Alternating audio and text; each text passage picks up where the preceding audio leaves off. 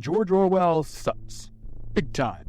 Imperial lapdog, racist, Hitler apologist, rabid anti-communist, child rapist, terrible author, and, worst of all, he took the legacy of the year 1984 away from some of the best classic metal albums. For a breakdown of how much Orwell sucks ass, watch this video by Hakeem. And if you're off-put by the presence of the Iraqi tanky terror, or the besmirchment of Georgie's name, why the fuck are you even here? Razor Fist is down the hall and to the right. And up your ass. 1984 is an intriguing year for metal. The shadows of the 70s and still present, with the 80s just barely coming into their own. I'm paraphrasing here, but every decade, aesthetically, begins as remnants of the previous decade before truly coming into their own around the half-decade mark. For example, the 70s were very 60s-like until around 1975, and the 80s were very 70s-like until around 85, and so on. Metal sort of transcends this, and everything else pretty much, by evolving so rapidly decade to decade, especially around the mid-80s and early 90s, but it's just an interesting way to think about it as you listen.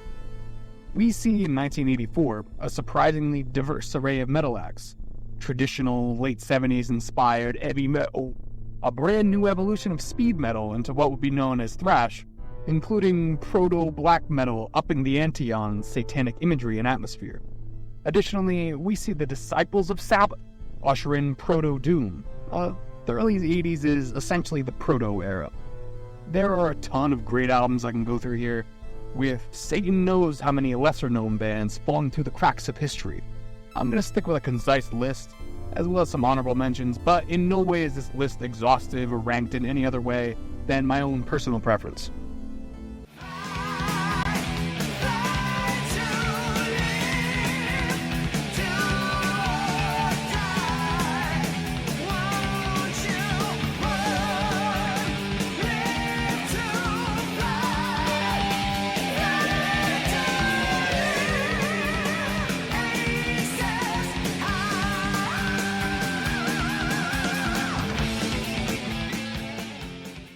The beginning of this list is going to be pretty obligatory, starting with the monumental Powerslave by Iron Maiden.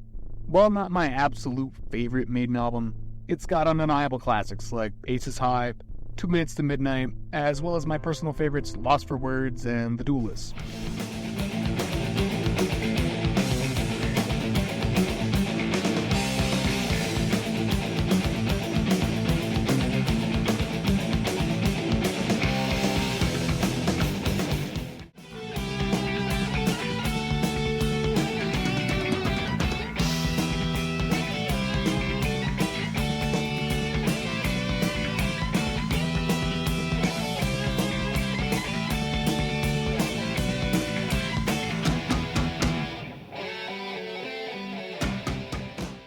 This may be the preeminent guitar harmony album.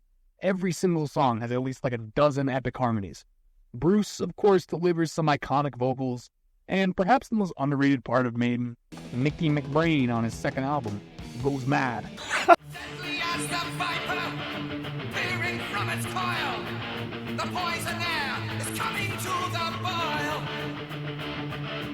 Ticking like a time bomb, the fuse is running short. On the verge of snapping infants' cords. And all the pressure that's been building up for all the years before the load. The cracks appear, the bricks are strong, it's started, ready to explode. Judas Priest at this time had been around for an entire decade, going from unheralded random rockin' Brits, sad boys, hidden gems, to international stars. By 1984, the world of heavy metal had evolved so rapidly that Defenders of the Faith almost seemed dated, but that in no way means it's without bangers. Jawbreaker, Free Will Burning, Some Heads Are Gonna Roll. With the power, can't keep it on in the Rob Halford is still at his peak. There's a sexy guitar solo every minute, it feels like. And the sound of the mix is very full and loud. But honestly, if it weren't for the Sentinel, I don't know if we view this era of Priest the same. God damn, is that song magnificent. Victory and the seas of death is sound. Sworn to avenge, condemned to hell. To knock the blade of insane to know. Sworn to avenge, condemned to hell. To knock the blade of insane to know. Sworn to avenge, condemned to hell. To knock the blade of insane to know. Amongst the truest of the true, there ain't nothing quite like shitting on Metallica for having the gall to be popular.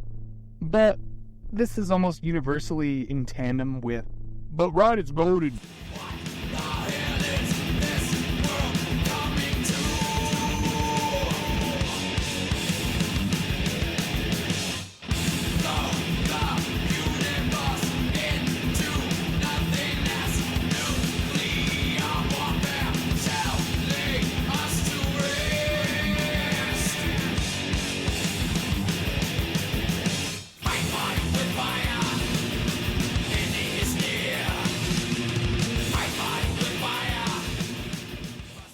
Legendary songs like For Whom the Bell Tolls, Ride the Lightning, Call Cthulhu, Fight Fire with Fire, Trapped Under Ice. Just read down the fucking entire album list. Leave us with a nigh perfect album that's only flaw is the band that made it. And depending on who you ask, Escape. You're gonna hear me say this again, but this album is way ahead of its time in sound. The scope and power here are genuinely one of the finest watermarks in metal history.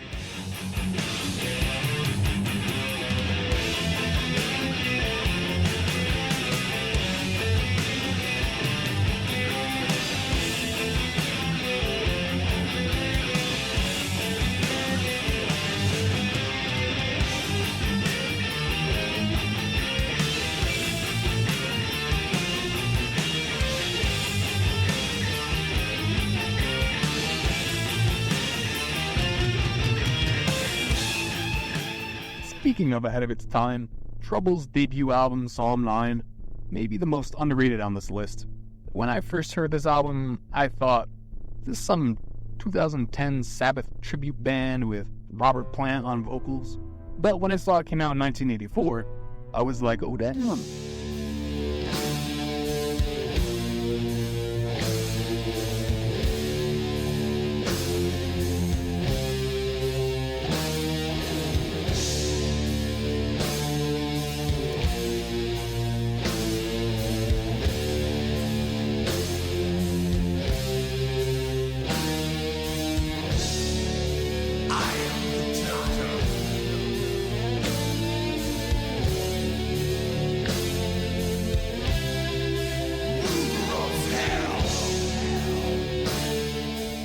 The opening track really sets the stage for this album.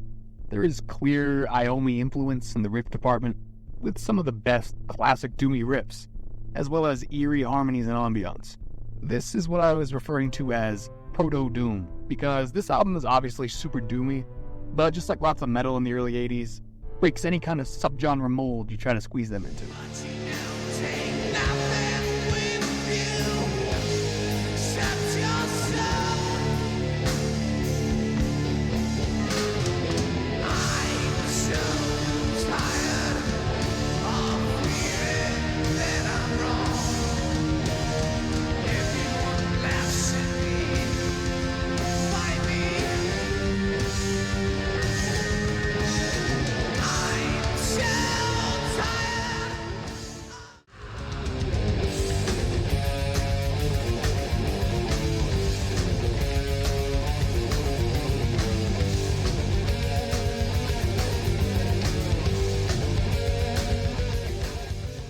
But they used Christian themes.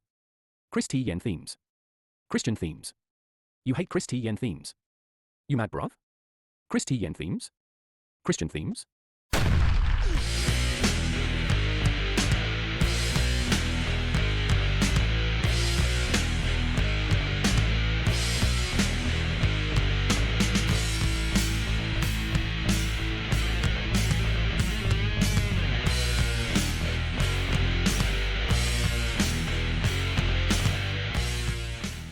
first band from the European continent here, Swiss Celtic Frost is yet another example of not only being ahead of its time, but transcending musical subcategorization. If you listen to Celtic Frost, tell me, what the fuck is it? Well, actually, it's total black thrash with doomy death. Also, I'm just gonna include Hellhammer in this. I don't give a fuck, I make the rules here. Morbid Tales is the rawest of their albums, really just pounding out riff after riff and grunt after grunt. Tom Warrior's harsh, mucus-laden vocals are a huge part of their innovatory sound. Also, is there a more metal intro than Human?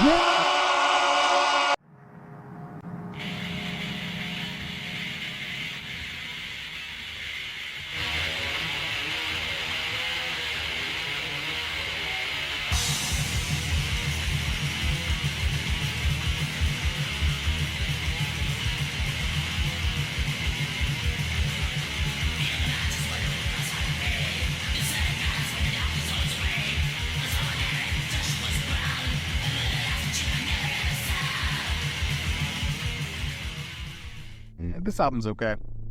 This debut, you guessed it, was way ahead of its time and transcended subgenres. This album takes the cake for sheer aggression and rawness, as well as plenty of atmosphere and mystery that give it a deeper sound and quality than one expects on the first listen. Seriously, it sounds like it was recorded in an ancient Swedish cave. The mix is brutal, the vocals are demonic, the riffs are masterful, and the goat is one handsome son of a bitch. My favorites are Necromancy, Raise the Dead, War, not even to mention the classics Hades and Reaper.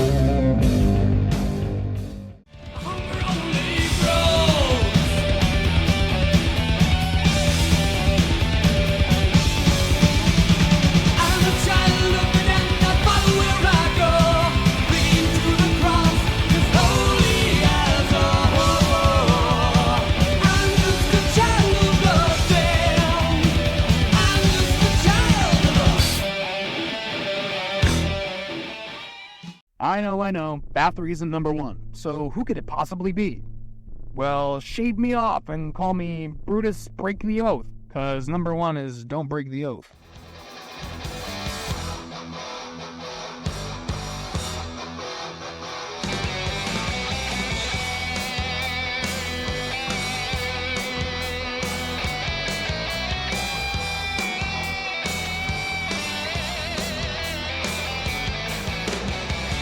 Tonight the circle is meeting again.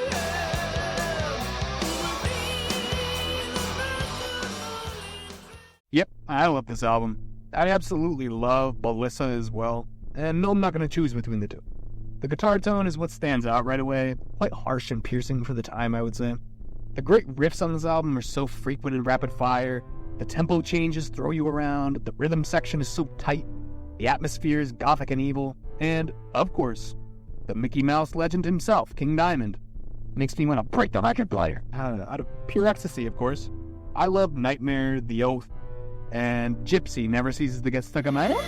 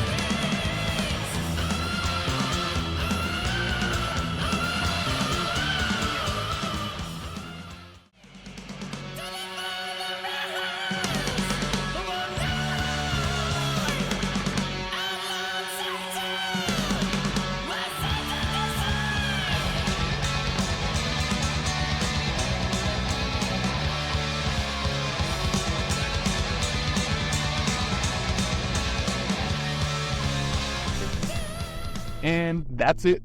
A quick little romp through the very metal year of 1984. And remember, fuck George Orwell. I also wanted to take a minute to thank everyone for the support and for getting over 1,000 subs. As a leftist metalhead, I know a channel like this is something we've been wanting for a while, so it's an honor to be the one to fill that void.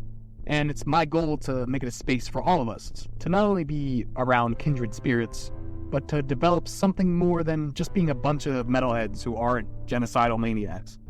I love metal, and I love not having to choose between social ostracization and loving this genre. So I ask for you guys to share this channel around to the other leftist communities you follow, partly to combat the atrocious amount of neoliberalism in my comments, but mainly to share the perspective and intersectionality we metalheads have to offer. Again, thank you so much. There's more to come, and let me know your ideas on what I should cover in the future. I work a full-time job and a half, as well as do all the editing and shit myself, so these videos are gonna come out whenever I can, pretty much. If you've got a couple bucks burning a hole in your pockets, consider joining my Patreon. Until next time, I'm Brutus Bathory, and here's my famous catchphrase.